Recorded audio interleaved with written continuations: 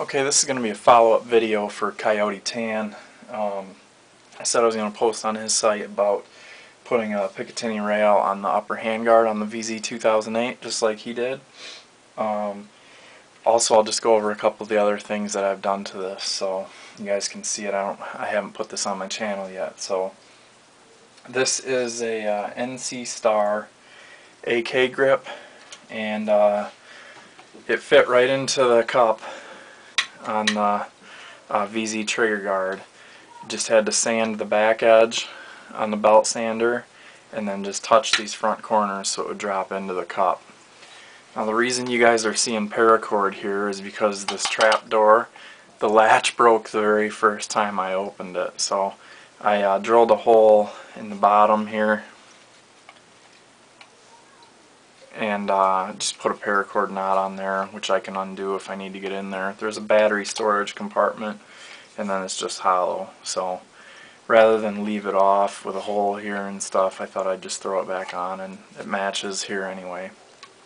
So onto this, I took neoprene and wrapped it around and taped it across the folding stock, and then just I did a paracord wrap on here and then melted it into itself.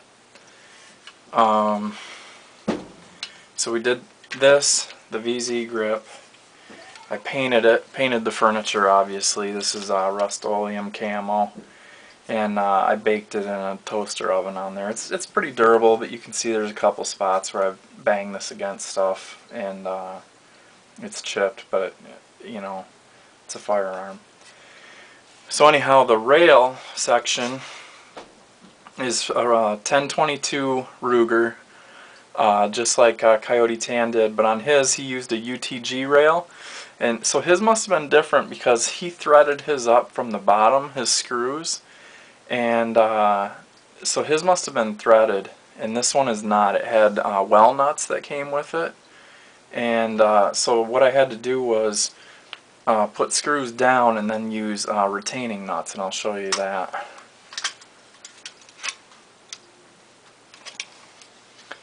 So I'm hoping that shows up. You can see that I used the nuts with the star washers, so they really bite in.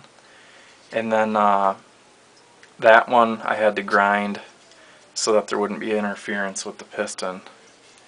But it's centered, and it is groove down the middle just like the UTG one, so you can still use the iron sights with this on there.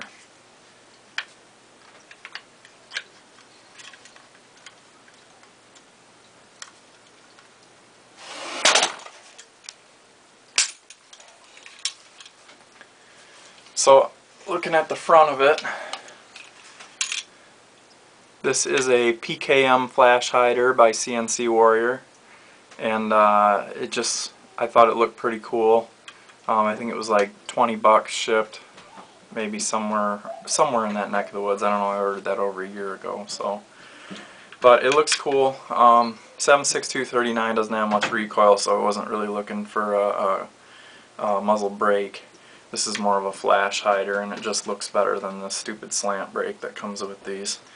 So anyhow, that's the video response. Oh, the other thing I did is I made a heat guard, a heat shield out of a stainless steel water bottle, and you can see it just barely peeking up right there. So anyhow, I made it for there's a groove cut in the bottom handguard, and it fits in there, and then I extended the flat piece that would go up and get pinched by the bottom of the barrel lug.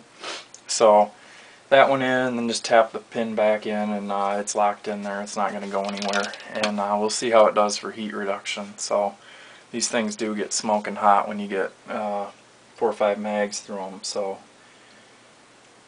oh, one other thing I can show is I cut the trigger guard.